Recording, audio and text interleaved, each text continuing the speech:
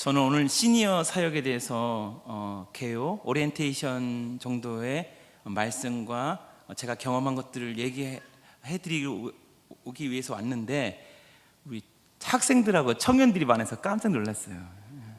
그래서 제가 이 준비한 것들에 대해서 여러분들이 또 잘 적응했으면 좋겠고요.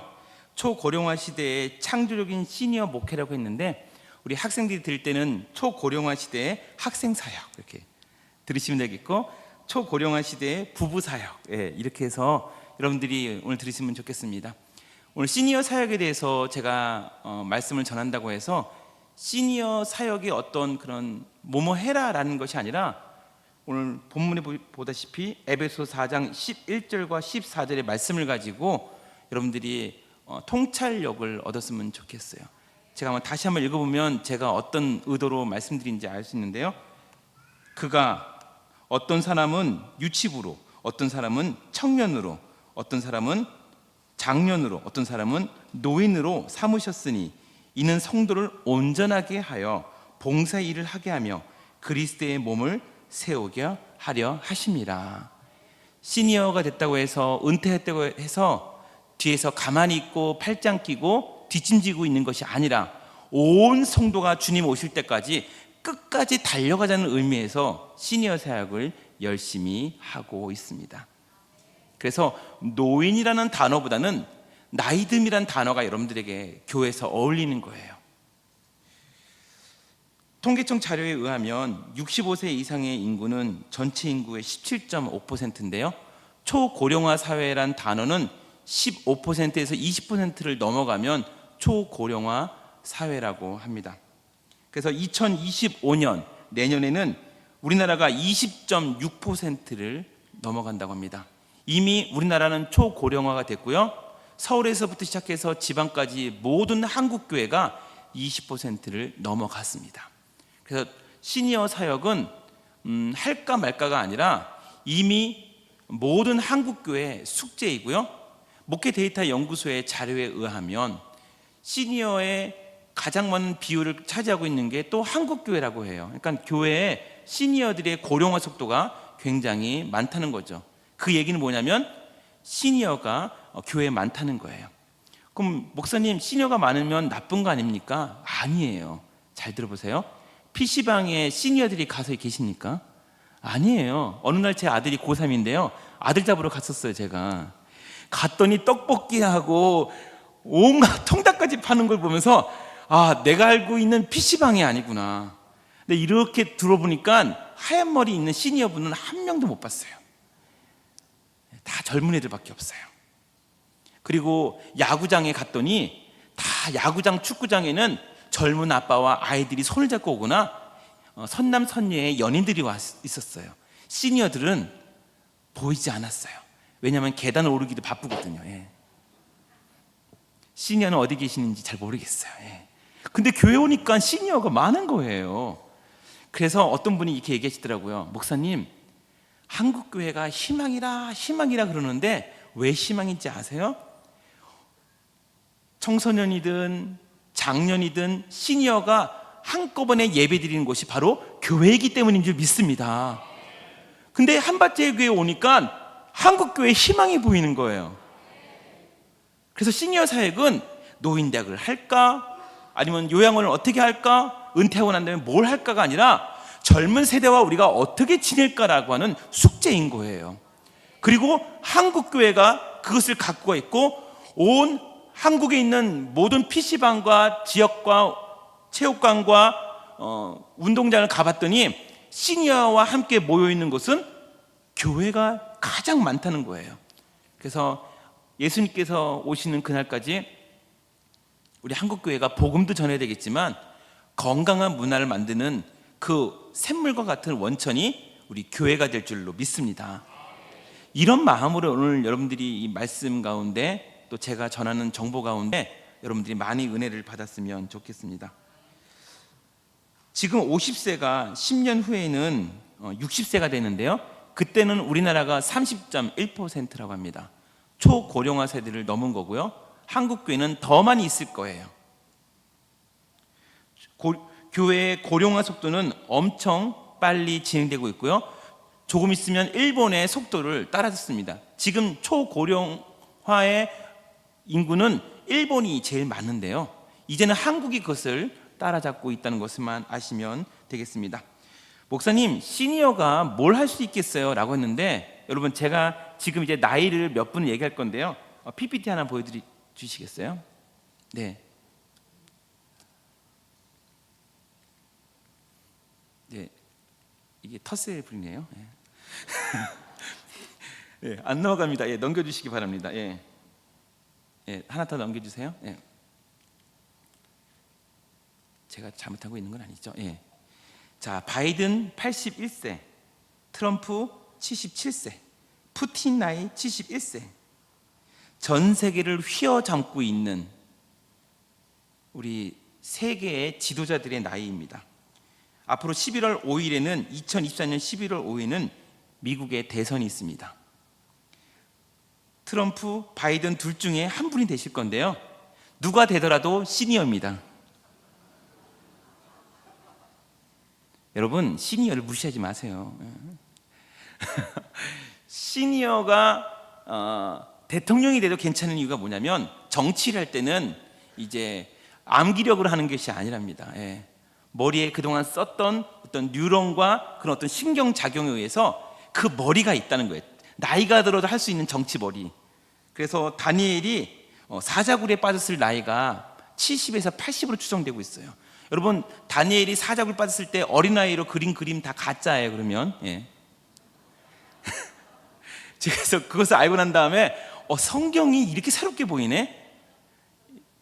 이제 다니엘을 이제 음해해서 사자굴에 빠뜨릴 때, 여러분 어르신들이 제일 많이 다치는 게 고관절이에요. 아이고 뚝 하고 다니엘이 떨어졌을 거예요. 그때 우리 시니어분들이 제일 많이 하는 게, 아유 내 고관절 다치면 안 되는데. 여러분, 우리 어르신들이 고관절 다치면 너무 힘듭니다. 고관절 다쳐서 못 일어나면 병상에 계시고, 병상에서 못 일어나면 식음을 이제 전폐하게 되고, 식음을 잘 못하게 되면은 이제 기력이 쇠해지고, 기력이 쇠해지면 어떻게 됩니까? 하나님 나라로 갑니다. 근데 다니엘은 그 높은 굴에서 사자굴로 떨어지는데 시니어의 나이에서 떨어진 거예요. 다니엘이 그 나이 때까지 모든 정권이 바뀐데도, 몇 개의 정권이 바뀐데도 불구하고 정치력이 살아있었다는 것은, 정치는, 이 머리는 기억력을 하는 것이 아니다.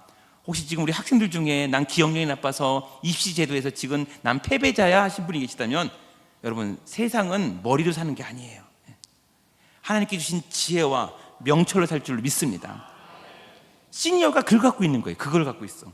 그리고 요한계시록을 기록했던 사도 요한, 그리고 요한복음을 기록했던 사도 요한이 그때의 나이가 80, 90이에요. 영성을 담을 수 있는 그 나이가 80, 90이기 때문에 저는 시니어들은 어떤 육체나 어떤 재정으로 일하는 것이 아니라 영성으로의 그릇으로 일해야 될 줄로 믿습니다. 한밭 제교회를 청년을 담고 청소년을 담고 부부 사역을 담을 수 있는 것은 시니어가 견고하게 됐을 때 가능할 줄 믿습니다. 자꾸만 교회에서는 시니어를 어디다가 이렇게 치워놓으려고 하는 것 같아요. 예. 그냥 우리끼리 하는 얘기예요, 여러분. 어떤 뭘 프로그램을 만들어서 너희들은 이렇게 해, 너희들은 저렇게 해, 아니면은 은퇴했으니까 관여하지 마. 근데 여러분, 성경적인 시니어에 대한 대하는 태도는 뭐냐면, 시니어는 한밭 제일 장로교회를 담는 영성의 그릇이라는 거예요. 벌써 설교의 50%는 전 다 했어요. 이때부터는 이제 정확하게 여러분들하고 소통하면서 했으면 좋겠습니다. 그래서 저는 시니어 사역을 생각해 봅시다 라고 첫 번째 대지를 잡고요. 두 번째는 시니어 사역을 한번 분석해 볼까요? 왜 이렇게 안 되고 있는지. 그리고 세 번째는 한밭 제일 장로교회라면 시니어 사역을 이렇게 했으면 좋겠어요 라고 하면서 몇 가지를 제안을 드릴 겁니다. 예. 포인트 1, 시니어 사역을 한번 생각해 보려고 합니다. 우리 12절 본문 읽기를 한번 다시 한번 하려고 하는데요. 같이 한번 읽겠습니다. 시작. 이는 성도를 온전하게 하여 봉사의 일을 하게 하며 그리스도의 몸을 세우려 하심이라. 아멘. 오카는 목사님이 이제 제자훈련으로 굉장히 유명하신 목사님인데요. 지금 하나님 나라 가셨죠.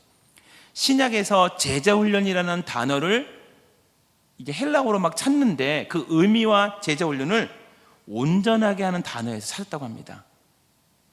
여러분 70세에 대해서 전도되신 시니어가 한밭제일장로교회에 왔어요. 근데 청장년과 똑같은 프로그램으로 새가족 훈련을 받으면 되겠어요? 안 되겠어요? 안 되죠. 대학에서 수업할 때는 2시간이든 3시간 앉아있지만 우리 시니어분들은 3, 40분만 되더라도 몸이 근질근질 내시고요. 화장실도 자주 가셔야 됩니다, 여러분. 그리고 집중력이 떨어져요. 조금만 하면 아유 안 보여 이러시기 때문에 글자도 크게 하셔야 돼요. 예. 그런 대상과 눈이 저기서부터 저까지 보이는 청장년을 대상으로 우리 새가족 프로그램을 똑같이 했다? 그것은 아니라는 거예요. 제가 시니어 사역을 하기 전에는 청소년 사역을 했습니다. 예. 청소년 사역 잘했을 것 같죠? 예. 예. 크게 대답 안 하셔도 돼요. 예. 기분이 나쁘신 것 같은데 예. 했어요, 여러분. 예. 초등학교 1학년하고 고등학교 1학년이 10살 정도 차이 납니다. 6년, 3년, 1년 하니까. 근데 여러분 초등학교 1학년하고 고등학교 1학년 같이 놓고 예배 드리면 말이 돼야 안 돼요? 안 돼요. 근데 시니어 노인대학을 하거나 시니어 부서를 만들면 어떻게 합니까? 65세부터 75세 한 곳에 다 가둬 놓고 얘기해요. 그럼 그들은 변화가 없나요? 65세는 자기 나이가 노인이라고 생각하지 않아요. 그럼 70세는요? 70세도 노인이라고 하지 않아요. 75세는요? 아, 내가 노인일까? 까딱까딱 하시다가 나중에 다리가 다치시고 운동을 하시는데 보도블록에 넘어져서 다치시고 나면 예전 같지가 않아. 예. 그제서야 시니어라는 걸 깨닫게 되고요. 3년 4년 앓다 보면 80세입니다. 예. 사랑하는 우리 한밭제일장로교회 여러분, 시니어는 없어요. 나이 들어가는 인간만 있을 뿐이고 하나님의 온전한 성도로 자라는 성도만 있을 뿐이에요. 그래서 시니어를 구분하려고 하는 것이 아니라, 시니어를 떼어내려는 것이 아니라 우리 시니어들을 온전한 성도로 바라봐 달라는 거예요. 왜 주일학기는 그렇게 많이 투자하면서 왜 시니어는 투자하지 않습니까? 아마 이번에 시니어당이라는 게 있었으면 아마 제가 비례대표 나갔을 겁니다, 여러분. 왜 그 생각을 못했죠? 그러면 굉장히 많은 표가 왔을 건데. 한밭제일장로교회 오니까 아이디어가 뿡뿡뿡 일어나고 있어요, 제가. 다음에도 불러주시기 바랍니다, 여러분. 그러니까 저는 이렇게 시니어에 대한 그 생각을 여기서부터 전환한 거예요. 시니어를 복지 차원에서, 케어 차원에서, 돌봄 차원에서 보는 게 아니라 교육학적으로 보는 거예요. 초등학교 1학년과 고등학교 1학년은 같이 놓고 예배는 안 드리고, 그리고 걔네들은 뭐 햄버거가 좋다니 애들은 또 영양식으로 한다 그러니 부모님은 전화 와갖고 왜 이게 나쁜 음식 주냐고 그렇게 따지면서, 우리 어머니 아버지가 한밭제일장로교회에서 뭘 드시는지 아세요? 그냥 우리 어머님 나가기만 하면 좋으니까 그냥 빨리빨리 갔다 오시라고. 혹시 그렇게 하지 않나요? 우리 애가 아프면 응급실 부르는데 우리 시어머니가 아프면 내일 아침에 가요 어머니. 저를 시니어당으로 보내주십시오, 여러분. 지금 이 두 가지만 얘기해도 제가 엄청 많은 표를 얻을 것 같아요. 한밭제일교회 장로교회 우리 성도 여러분, 시니어 분들도 연령에 따라서 엄청난 변화가 일어나요. 초등학교 1학년과 고등학교 1학년이 몸과 마음의 변화가 빨리 일어나듯이, 지능의 변화가 일어나듯이 65세에서 75세의 우리 성도님들은 몸과 마음의 변화가 빨리 수그러들어요. 그런 관점에서 우리 시니어 세대를 바라본다면 여러분들이 어떻게 우리 시니어 사역을 하게 될지 알 줄로 믿습니다. 저희가 시니어 사역을 한다니까 미국에서 전화가 왔어요.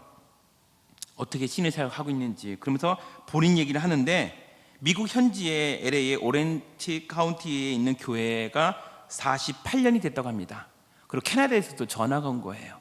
왜냐하면 그 당시 때 이민 당시에는 많은 사람들이 갔는데 외국어를 제대로 하지 못했어요. 근데 거기서 태어난 1.5세들과 2세들은 영어를 잘해요. 그것을 이제 잉글리시 사역이라고 해서 EL 사역이라고 하거든요.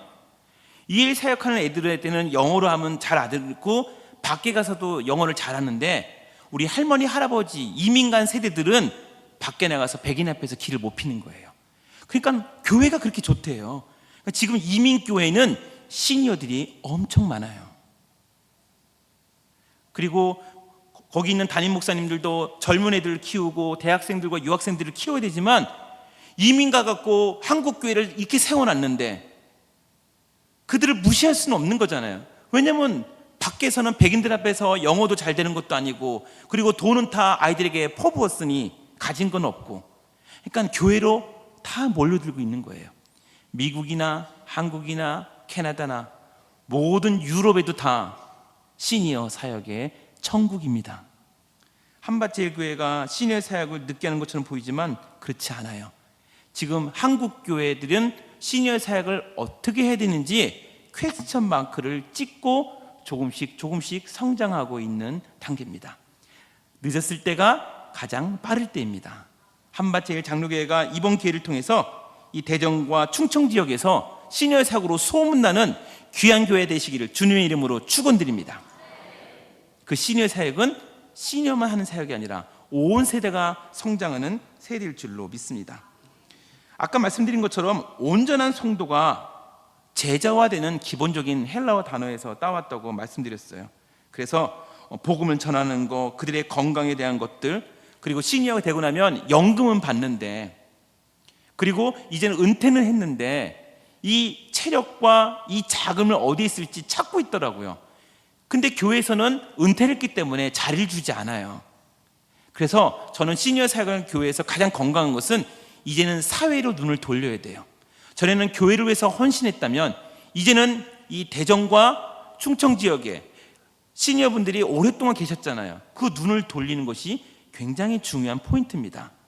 여기서 장년들과 사역이 충돌하는 것이 아니라 시니어는 일단 후배들에게 교회에 여러 가지 권한들을 물려주고 시니어분들은 세상으로 눈을 돌려야 되는 것이 마땅한 시니어 사역일 줄로 믿습니다. 시편 90편 10절은 제가 사랑하는 구절인데요. 다 같이 읽겠습니다. 시작. 우리의 연수가 70이요 강건하면 80이라도 그 연수의 자랑은 수고와 슬픔뿐이요 신속기간이 우리가 날아가나이다. 아멘. 이게 모세의 기도인데요. 연수가 70이요 강건하면 80이라도. 지금도 장례식장에 가면은 돌아가시는 나이의 평균이 85세에서 92세예요. 수천 년이 지났는데도 의학기술이 그렇게 발달했는데도 불구하고 하나님이 만들어 놓은 DNA는 그렇게 많이 못 변했어요. 그리고 오히려 현대로 올수록 현대병이라는 게 있잖아요. 에이즈부터 시작해서 여러 가지 코로나, 이거 옛날에 없었어요, 여러분. 그러니까 인간의 수명은 바이러스 때문에 죽기도 하고 여러 가지 전쟁 때문에 죽기도 하지만 시편 90편에 있는 그리고 에베소서 4장의 이 말씀을 가지고 저는 시니어 사역을 하고 있는 거예요. 교육학적으로 에베소서 4장을 보고 있고, 또 우리 연령별로는 시편 90을 가지고 65세와 75세로 가는 고령화 속도가 굉장히 빠르고요, 75에서 85세는 더 빠르다 그래요. 제가 시니어 사역을 하면서 제일 많이 듣는 게 뭐냐면, 목사님 나이만큼 속도가 빨리 가는 것 같아. 77세의 우리 어르신은 77km로 달리는 거고요, 80세 어린은 하룻밤 자고 났더니 80km로 간다는 거예요. 90세는 90km로 왜 이렇게 시간이 일주일이 빨리 가는지. 그래서 시편 90편의 말씀이 제 사역에 굉장히 중요한 모토고요, 에베소 4장이 중요한 모토입니다. 제가 여러분들에게 말씀 두 구절로 여러분들에게 만약 시니어 사역을 전수한다면 에베소 4장과 시편 90편을 소개합니다.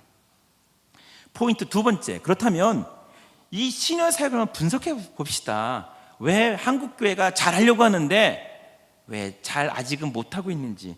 그래서 제가 가장 많이 듣는 세 가지 질문을 가지고 그것을 풀이한다면 여러분들에게 인사이트가 일어나지 않을까 싶습니다.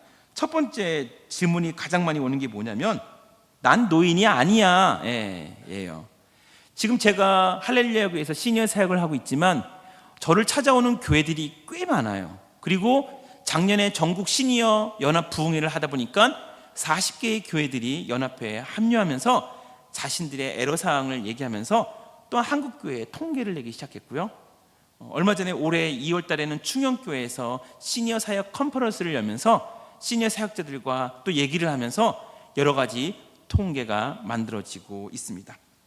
난 노인이 아니야라가 거의 1위였어요. 그래서 한밭제일장로교회에서도 만약에 시니어 사역을 했을 때 가장 중요한 질문은 젊은 시니어가 나이 든 시니어에게 안 간다는 거예요. 65세 권사님에게 지나가면서 권사님 이제 70세 되시면 시니어 사역 오셔야죠 했더니 목사님 나 아직 젊어. 나 아직 젊어. 그럼 70세 되면 어떻게 대답한지 아세요?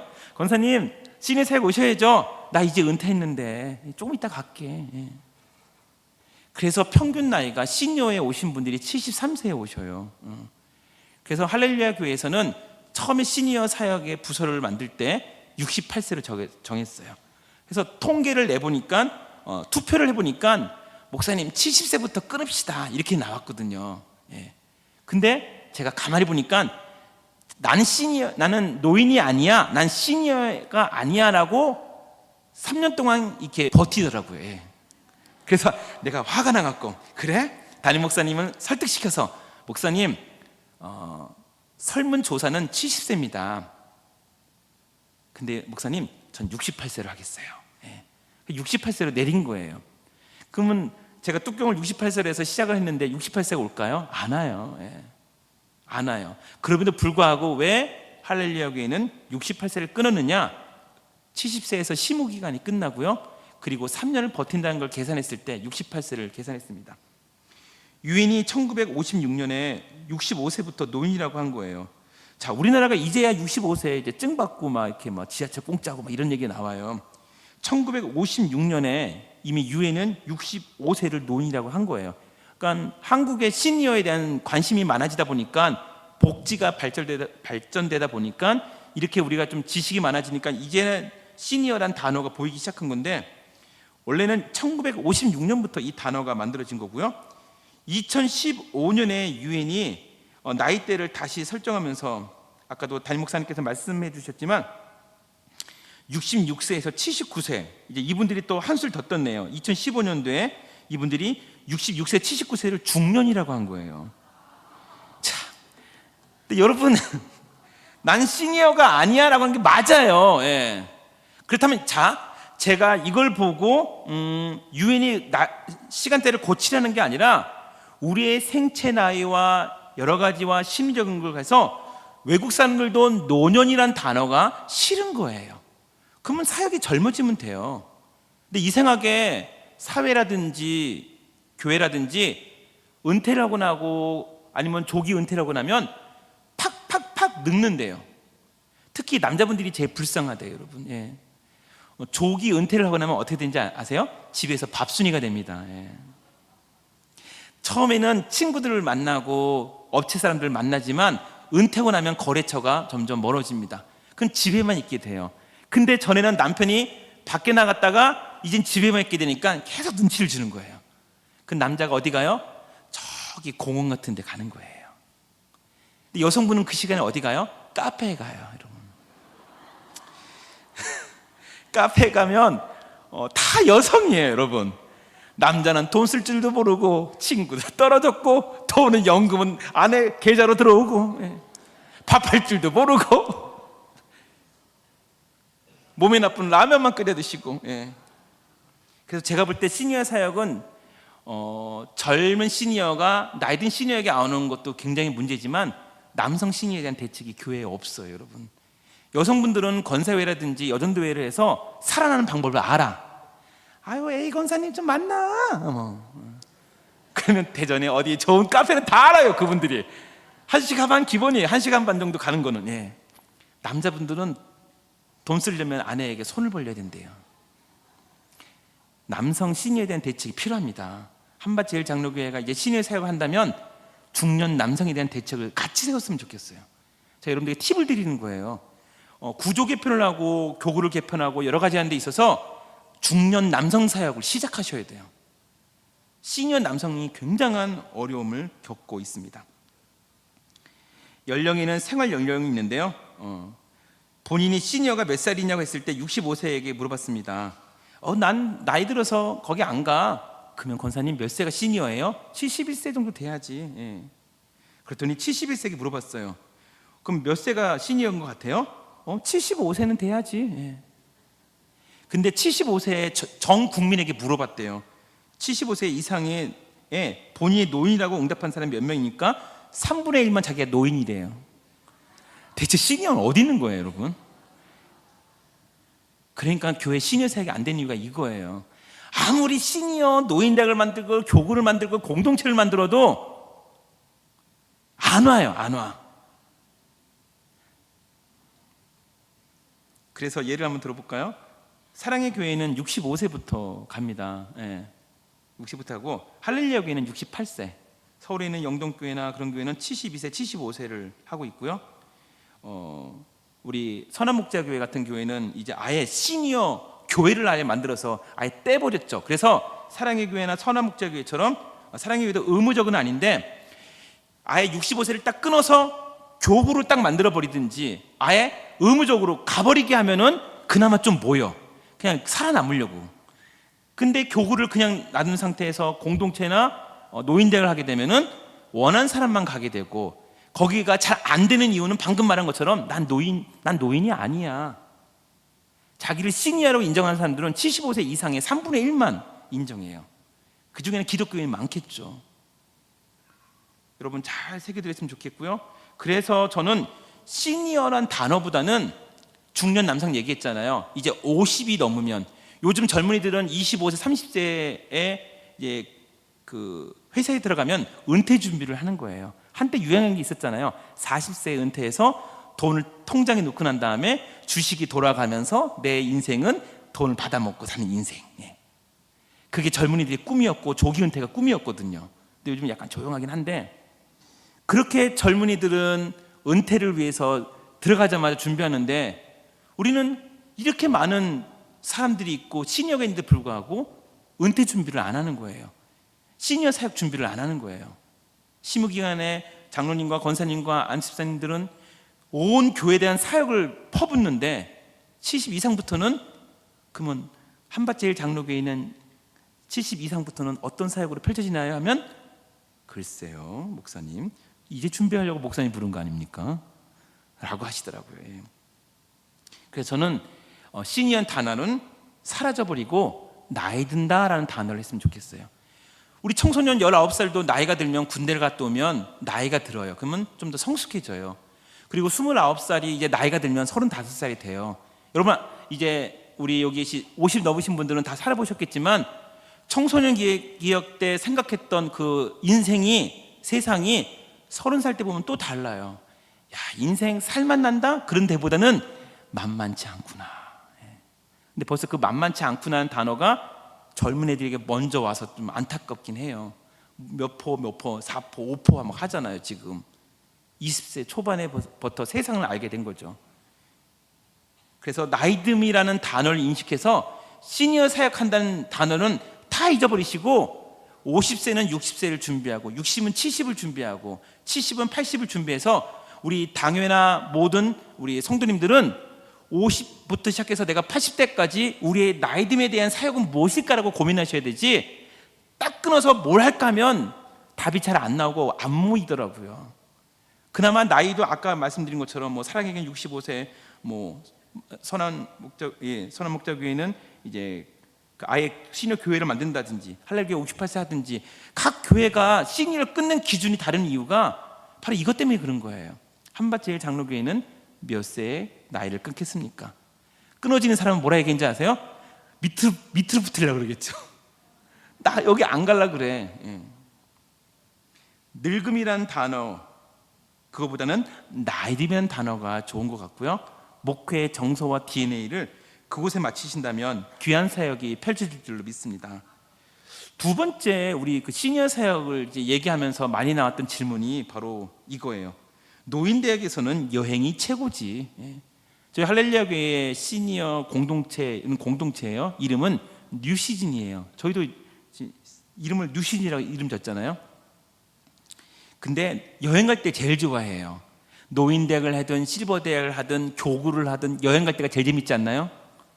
안 나오신 분들도 다 나와. 그때는 콧바람 쐬는 게 얼마나 좋은데.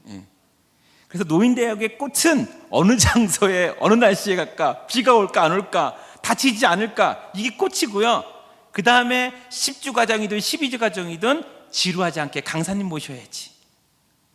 요 수준이 수십 년 동안 우리 한국교회의 정서예요, 여러분. 그런데 한밭제일 장로교회가 43년 됐다 그러시더라고요. 30살 때 오신 분이 70몇 세 되신 거잖아요. 20살 때 오신 분들이 60몇 세 된 거예요.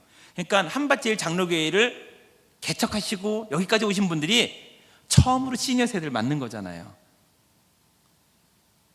할렐루야 교회도 40년이 넘었습니다. 그래서 제가 이제 모시고 있는 분들이 다 개척 멤버들이에요.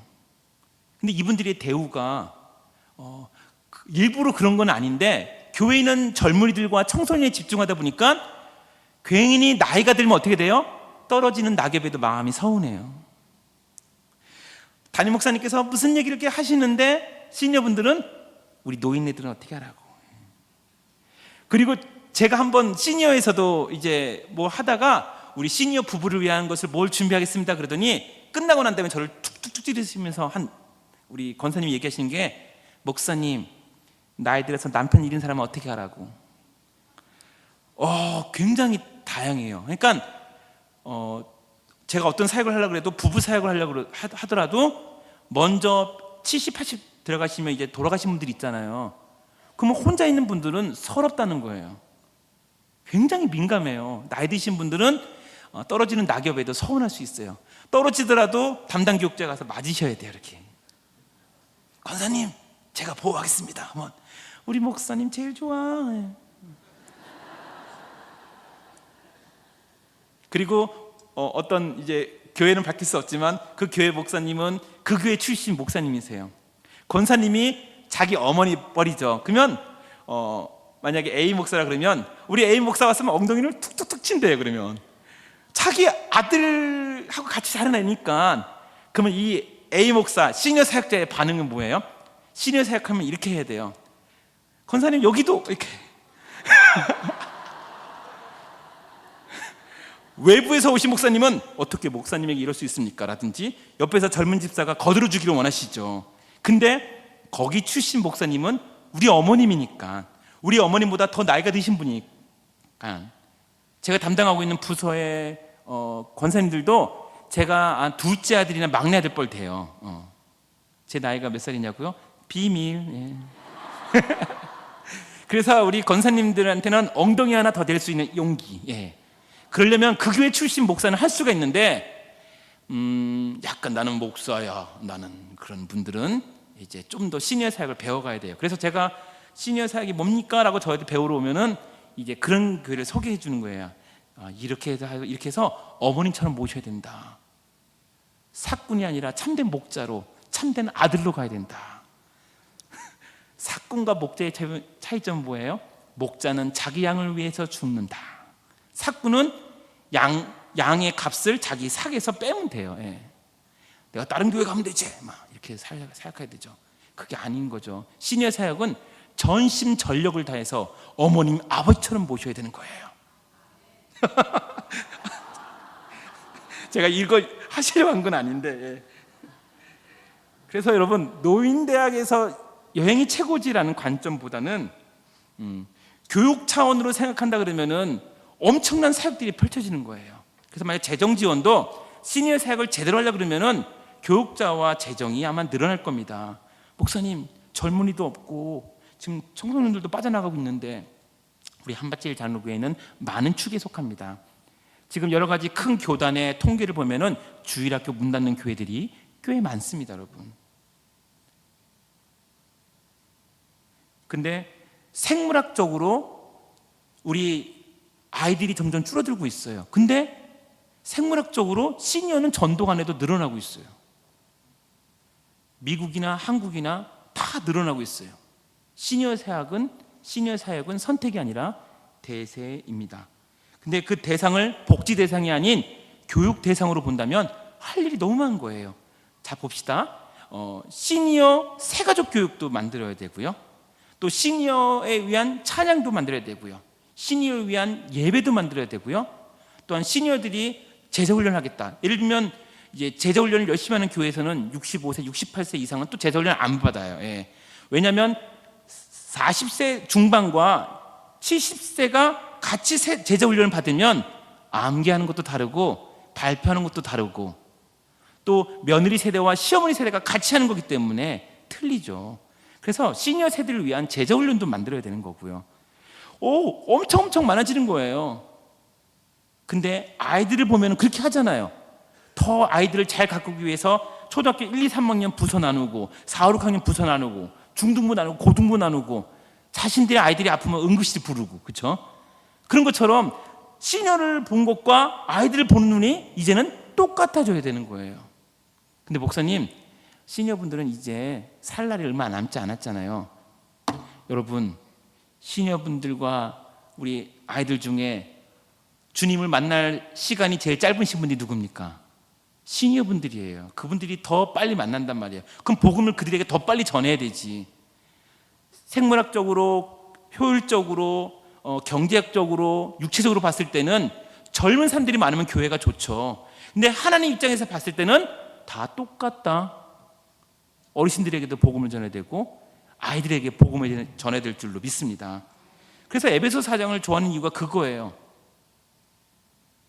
어떤 이는 청소년으로서, 어떤 이는 청년으로서, 어떤 이는 부부로서 온 성도가 주님의 온전한 몸이 되기 위해서 전도하고 선교하고 찬양하고 기도하고 그리고 그들을 제자화시키고, 그래서 에베소 4장을 이렇게 좋아하는 이유가 그거예요.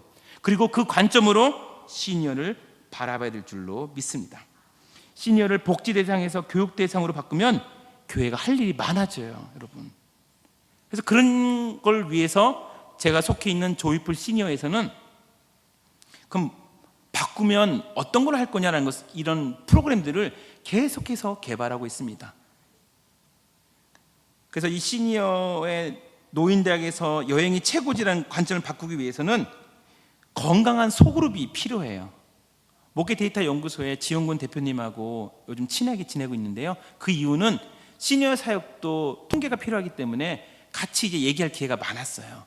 근데 그분이 의미심장한, 본인의 책에서도 적어놓긴 했지만, 코로나 시기를 거치면서 살아남으면서도 성장한 교회는 소그룹이 탄탄한 교회들이라는 거예요. 그것을 제가 좀 깨달은 게 뭐냐면, 얼마 전에 우리들 교회, 김양재 목사님, 여자 목사님이시죠? 우리들 교회와 사랑교회 목사님과 함께 식사할 기회가 있었습니다. 그래서 제가 이런 얘기 하소연을 했어요.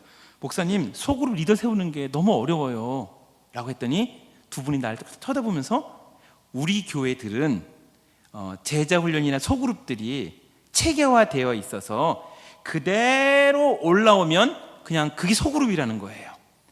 근데 교회가 소그룹으로 탄탄하지 않으면 어떻게 되냐면 다시 나이 드신 분들을 모아서 소그룹을 만들어야 되는데, 다들 뭐라고 얘기냐면 이 나이 70대에서 내가 뭘 하랴 목사님, 나 리더 안 할래요, 그냥 모임에만 참석할래요, 여행에만 갈래요 라고 하는 분들이 꽤 많다는 거예요.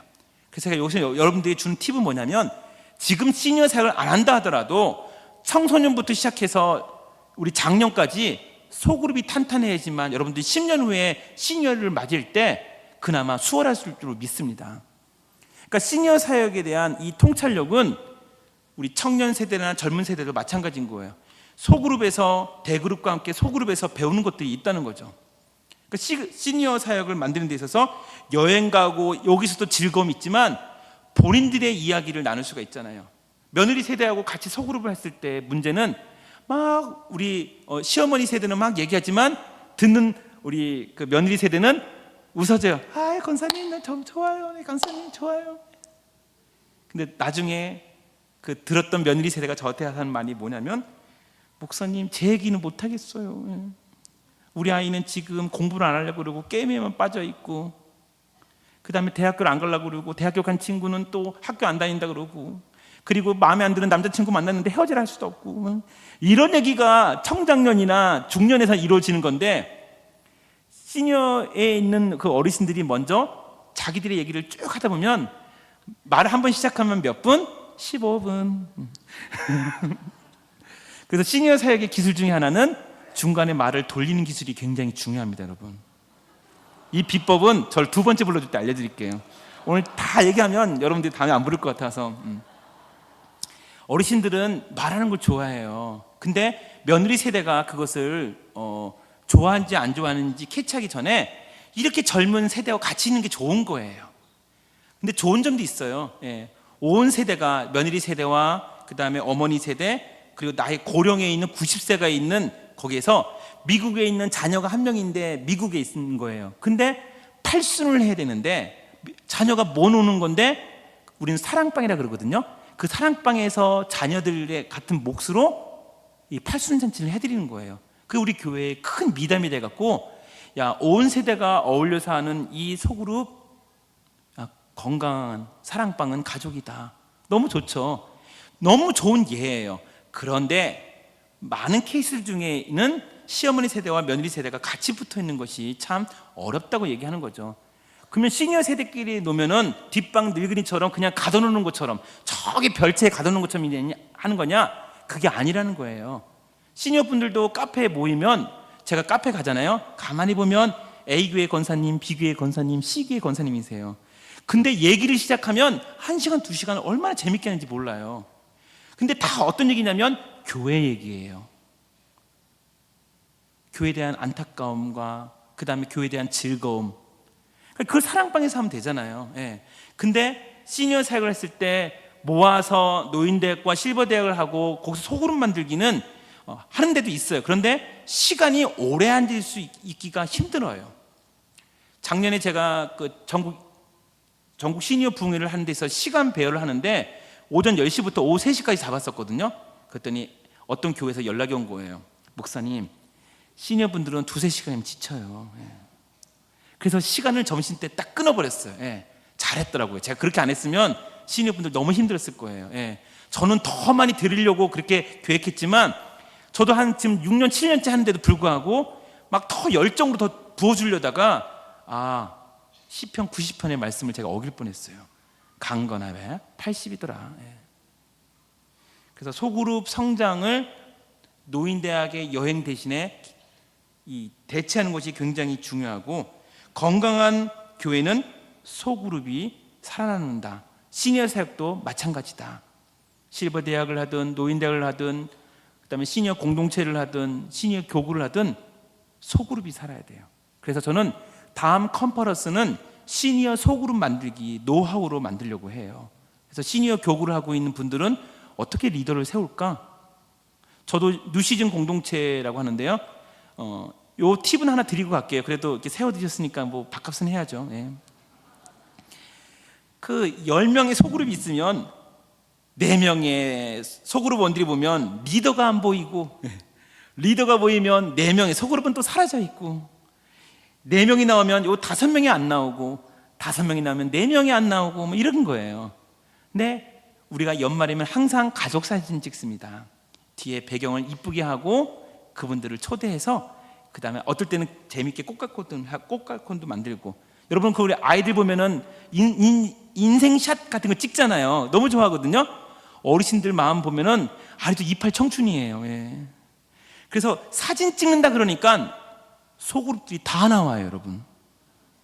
자, 여기서 포인트. 이것을 만약에 청장년이나 장년한테면 뭐 유치하다 그런 건 나중에 찍겠다 그러지만 이렇게 어르신들은 사진 찍는 것도 좋아하고요.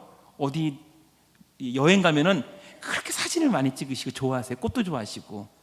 그래서 70세 넘으신 65세 넘으신 시니어 공동체에서 리더를 만들 때는 그들의 정서에 맞는 전략이 필요하더라고요.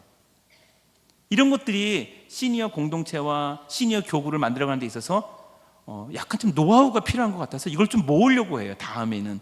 그래서 다음에 컨퍼런스 만들어질 때는 여러분들에게 연락하도록 하겠습니다. 세 번째는 시니어 사역은 아직 중요하지 않나라고 하는 리더층의 생각입니다. 당회라든지 아니면 안수 집사님 아니면은 아직 젊으신 장로님들이 시니어 사역은 우리 교회는 아직 중요하지 않아. 이게 왜 이렇게 나왔을까요? 첫 번째 질문이었잖아요. 두 번째 질문도 그렇고 난 노인이 아니야. 그리고 주관적 인식 75세 노인도 자기가 노인이라고 생각하지 않는다. 골프를 잘 치기도 하고 조깅도 잘하고 있는 75세가 난 노인이라고 생각하지 않죠. 그리고 아이폰을 사용하고 노트북도 열심히 하고 있는 시니어가 자기 노인이라고 생각하지 않아요. TV에 나오면 젊은이들이 하고 있는 거 다 하고 싶어 해요. 시니어 연극도 하고 시니어 모델도 하고 여러분 보시잖아요. 그런 시니어 분들이 꽤 많아요, 여러분. 그런 분들이 3분의 2가 되는 거예요. 재력 되시지, 여유 있으시지, 체력 되시지. 근데 마음이 아프고 몸이 아프게 되면은 이제 시니어로 생각하게 되는 거죠. 자, 그렇기 때문에 시니어 사역은 아직 중요하지 않아라고 하는 리더층의 생각입니다. 왜냐하면 한밭제일 장로교회도 어떤 일을 방향을 잡을 때 심의 기관에 있는 리더분들이 결정하실 거 아닙니까? 제 생각은 그런데요. 예.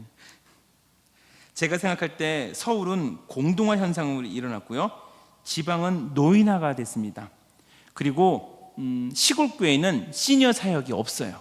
왜? 온 성도가 시니어이기 때문에. 시니어 사역 자체가 목회예요, 여러분. 시골에서 목회하고 계신 우리 그 멤버들, 조이프 시니어의 멤버의 한 목사님이 예를 한번 들어볼게요.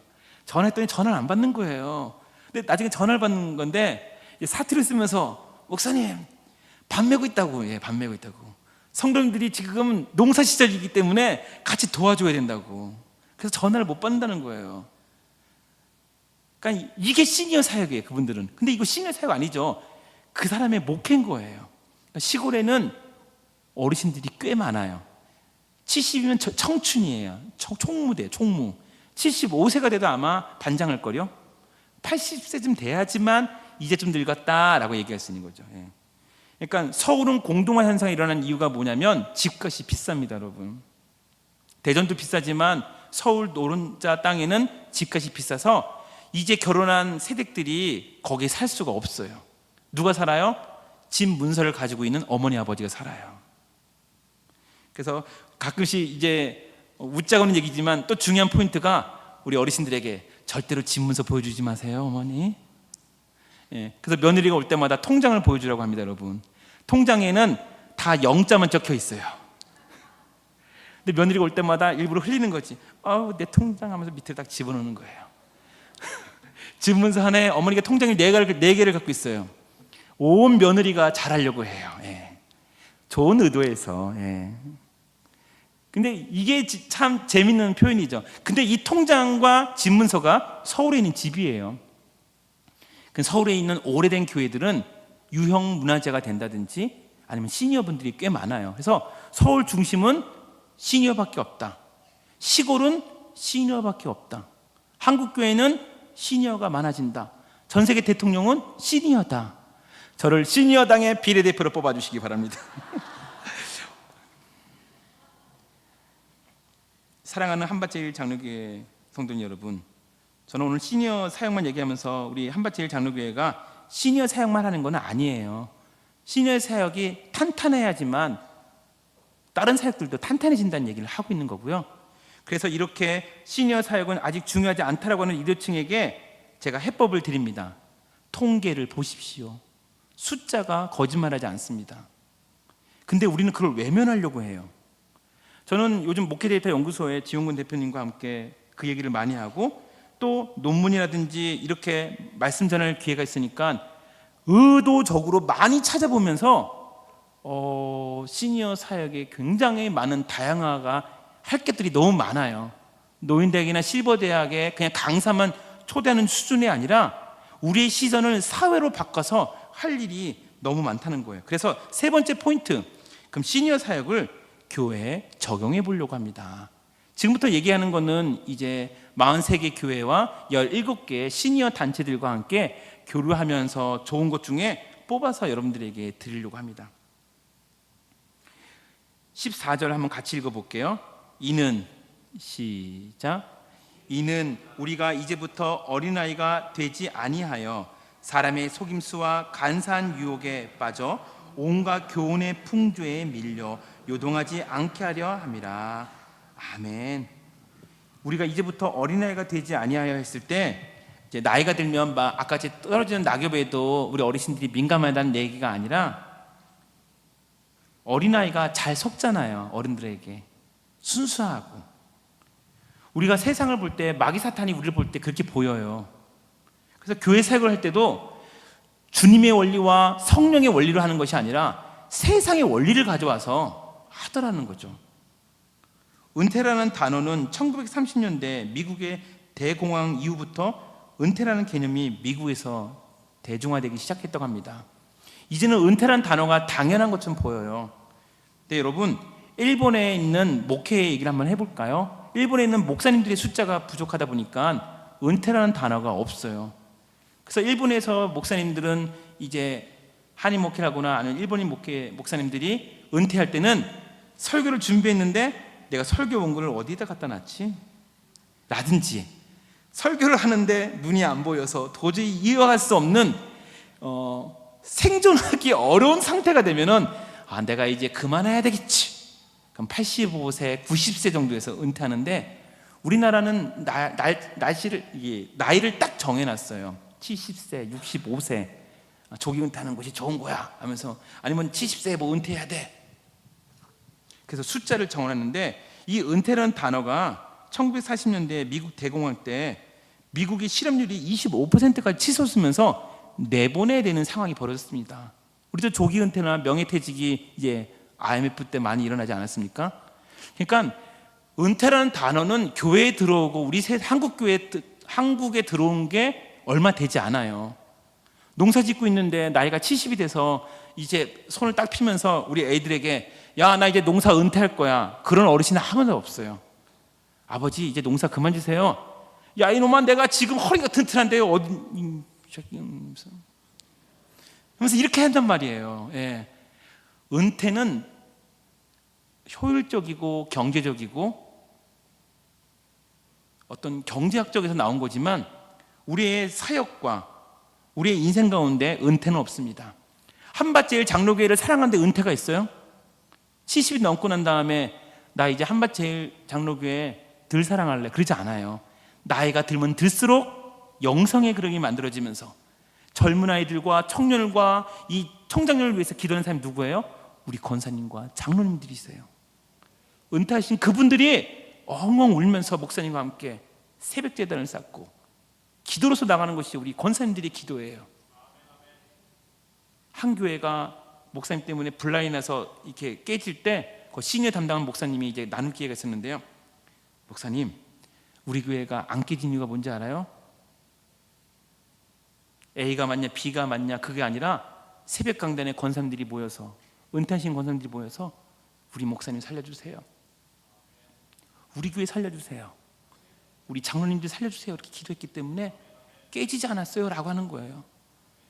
야, 시니어를 다시 보기 시작했습니다. 여러분, 그렇게 해서 시니어는 영성이란 그릇, 그 그릇에 은퇴가 있을까요? 없어요. 깨질 때까지 사용해야 되죠. 갑자기 기도하는데 막 한밭 제일 장로교를 위해 기도하는 것이 아니라 막 딴 교회를 위해서 기도한다? 내가 지금 뭐 하는 거지? 막 이렇게. 예. 그러면 이제 은퇴하셔야죠.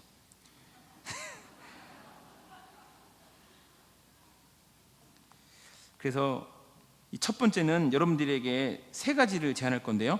구조 만들기, 그 다음에 리더 세우기, 사역 만들기. 시간이 좀 이제 많이 지났는데 10분만 더 해야 되겠습니까? 네, 알겠습니다. 자, 첫 번째는 조직을 만들어야 되는데요. 공동체, 교구, 노인대학, 예배부서가 있습니다. 각자 스타일이 있더라고요. 교구를 하면은 신방도 가야 되지, 장례도 치러야 되지, 그리고 여행도 가야 되지, 그 다음에 뭐 교회 행사도 참여해야 되지, 뭐 창의적으로 할 시간이 없어요. 근데 시니어 교구를 하면 뭐가 좋냐면, 선한목자 교회를 한번 예를 들게요. 교회가 크기도 하고 여러 가지가 있지만 가장 선한목자 교회가 시니어 교회를 만들고 난 다음에 큰 특징은 리더십이 젊어졌다는 거예요. 그러니까 시니어 교구를 하게 되면 시니어끼리의 어떤 제자 훈련과 그것을 만들어지면서 새로운 생태가 벌어지면서 남아있는 밑에 그룹은 또 다른 리더십이 세워서 교회가 젊어진다고 합니다. 이것도 참고로 알고 계시면 좋겠고요. 그 대신 창의적인 사역들은 외부에서 소스를 가져와야 되는 거고요. 또 공동체가 된다면, 시니어 공동체를 만들려면 우리 할렐루야 교회 같은 스타일이죠. 교구가 따로 있고 원하는 사람만 오는 거예요. 만 68세 이상, 만 65세 이상. 그럼 뭐가 좋으냐면 재정과 공간이 주어졌기 때문에 시니어에 맞는 여러 가지 사용할 수 있는 거예요. 시니어 전도 폭발도 할 수 있고, 또 시니어 치유학교도 할 수 있고, 시니어 운동 스쿨도 할 수 있고, 시니어 골프도 할 수 있고. 근데 교구에서 시니어 골프를 할 수 없어요, 여러분. 신방 가랴 바쁘랴, 대신방 가랴 바쁘랴, 기도 집회하랴. 그냥 젊은 교구를 늙은 교구로 생각하는 것밖에 없는 거죠. 예. 근데 공동체를 하면은 다양한 프로그램들을 시도할 수가 있는 거예요. 자, 노인대학은 그거를 할 수 있지만 교구와 연계되지 않기 때문에 투트랙으로 가야 되는 부분이 생깁니다. 그리고 아까 말씀드린 것처럼 젊은 시니어는 노인대학에 안 가요, 여러분. 아까 얘기했었잖아요. 75세도 자기가 시니어를 생각하시는 분이 3분의 1밖에 안 된다고. 그러니까 노인대학으로 가면 확장성이 적어집니다. 근데 이제 노인대학을 계속 잘하던 교회가 있어요. 그러면 제가 말했던 부분들을 잘 살려서 젊은 노인대학을 만들면 돼요. 65세부터 70세까지 노인대학, 70부터 해서 75세 노인대학을 만들어서 투트랙으로 가는 거죠. 그리고 이름을 시니어라고 붙이지 않고, 예를 들면 만나교회 같은 경우는 완청이라 그래요. 완청의 이름은 완숙한 청년. 우리들 교회의 시니어 이름은 SG 공동체. 실버는 여성, 골드는 남성. 그 다음에 할렐루야 교회는 뉴 시즌, 새로운 시즌이 왔다, 이제 우리의 세상이다. 예. 그 다음에 선화목적 교회는 갈렙교회라고 합니다. 이 중에서 시니어 사용한 사람 있어요? 없어요, 여러분. 다 시니어 싫어해. 예. 그래서 공동체를 이 교구를 만드는 거는 뭐 젊은 교구 이렇게 해서 이름 안 바꿔도 되는데, 이제 노인대학이나 시니어 교구들은, 공동체는 이름을 바꿔야 된다. 그리고 리더를 세우셔야 되는데, 아까 같이 리더는 소그룹이 중요합니다. 그래서 리더는 쉽게 세워지진 않지만 이거를 위해서 전에부터 리더를 했던 분들이 세워주면 좋겠지만, 리더에 지지신 분들은 뭐라고 얘기하냐면 저한테, 목사님 제가 여전대 회장도 했고 뭐 사랑방장도 좀 수십 년 했는데 또 리더해? 그래서 리더의 규칙이 어떤 뭐 말씀을 가리키고 어려운 걸 하는 것이 아니라 출석 체크만 하고 케어만 할 수 있는 수준에서 생각하시는 것이 굉장히 중요하고요. 나머지 다양한 것들은 또 여러분들이 이제 리더 말고 간사 제도를 넣어서, 아니면 또 여전사님 제도를 넣어서 요걸 이렇게 다루면 되는 거예요. 그래서 장년처럼 청년처럼 리더를 만드는 것은 어렵다라는 것을 꼭 기억해 주시면 감사하겠습니다. 그리고 시니어 사역을 그렇게 하다 보니까 저는 찰나의 사역이라고 합니다. 깜빡하고 73세에 왔더니 75세에 고관절 다치고 누우니까 벌써 80세야. 그럼 그분이 시니어로서 교회의 유익을 얻을 수 있는 거는 3년밖에 안 돼요. 그래서 제가 볼 때는 우리 한밭제일장로교회 성도님들이 한밭제일장로교회에서 아무리 시니어 사역을 잘 한다 하더라도 풀로 서비스 받을 수 있는 것은 10년 이내다, 제가 볼 때는. 그러니까 이 시니어 사역은 그냥 왔다가 간 그런 사역이 아니라 찰나의 사역이에요. 엄청 빨리 가요. 어저께 뵀던 권사님이 코로나 지나고 뵈니까 숙척해 계시고 많이 노쇠화된 것들을 얘기를 많이 해요, 저한테. 마지막으로 창의적 사역을 하시면 좋겠습니다. 우리 시니어분들에게, 우리 어르신들, 우리 시니어분들 가슴이 뜁니까? 그러면 이 나이에 무슨 가슴이 뛰어. 근데 가슴이 뛰는 분들이 계셔요. 교회에 뭐 어려운 일이 있으면 그거 내가 하겠다는 분들이 있어요. 왜냐하면 그분은 교회를 사랑하기 때문에. 그래서 저는 나이가 들어서 뭘 할까 말까 이런 고민하는 것이 아니라 가슴이 뛰는 사역들을 그들에게 보여주는 것이 우리 당의 일이고, 우리 목사님의 일이고, 우리 교역자의 일이고, 우리 중직자의 일일 줄 믿습니다. 나이가 들어서 뒷방 늙은이처럼 앉아서 일 빼는 것이 아니라 그들이 뛸 수 있도록, 시선을 밖으로 가질 수 있도록 그런 패턴을 만드는 것이 굉장히 중요한 겁니다. 그래서 전문가를 키우셔야 되는데, 한밭제일 장로교회가 어떤 노인 학교를 세워서 전문가를 키우는 데는 시간이 오래 걸리기 때문에, 지금 제가 조이풀 시니어에 지금 소속이 된 것처럼 이제 어느 정도 모종이 자란 훈련 프로그램들이 많고 좋은 프로그램들이 많아요. 이걸 가져다가 한밭제일 장로교회 걸로 만드시면 되겠습니다. 사회적 가치관을 그때 비로소 펼칠 수 있다는 거죠. 제가 하나만 예를 들고 마치도록 하겠습니다. 기도하고. 사랑의 교회가 그 종로에 있는 탁골공원이라고 있어요. 예, 거기 어르신들이 장기 두면서 야 이놈아 내가 이겼잖아 하면서 막 서로 싸우고 막 이런 곳이었거든요. 그래서 서울시에서 금지를 시켰어요. 입장하지 말라고. 거기 장기 두지 말고 바둑 두지 말라고. 그래서 썰렁해요. 근데 사랑의 교회에서 시니어 팀들이 가서 뭘 했냐면 건정 가요를 부르기 시작했어요. 근데 사람들이 모이는 거예요. 그거 해도 돼요? 안 해도 돼요? 해도 된다고 허락을 받은 거예요. 근데 1년 정도 지나니까 교회에서 온지 알잖아요.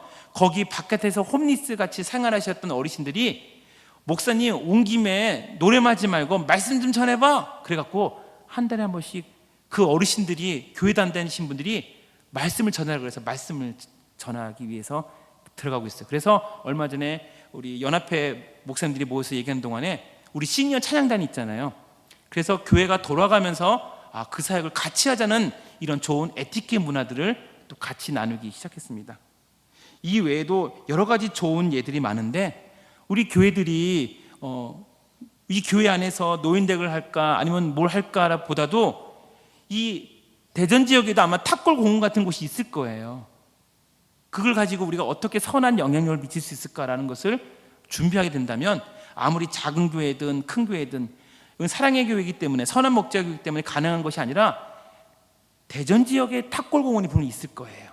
그래서 이런 사례들을 이번 목요일날 돌아오는 목요일날 사랑의 교회에서 우리가 제2회 전국 시니어 부흥회를 하면서 또 에티켓 문화를 나누려고 해요.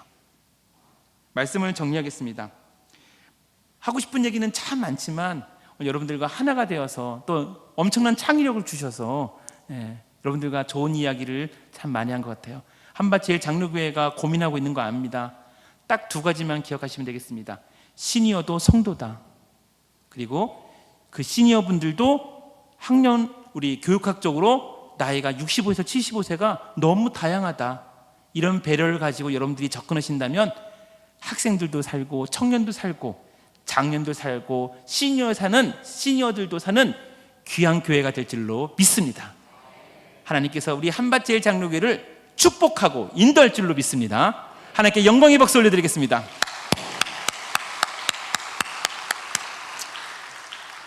제가 마친 기도하겠습니다. 하나님, 초고령화 시대의 창조적인 시니어 목회로 오늘 에베소 4장 말씀을 가지고 갔는데 하나님 한밭제일 장로교회 우리 담임 목사님이 주신 비전이 있을 줄 믿습니다. 오늘 전한 말씀이 성도들에게 힘이 되게 하여 주시고 담임 목사님의 비전과 함께 나갈 수 있도록 주님 축복하여 주시옵소서. 예수님의 이름으로 기도드리옵나이다. 아멘.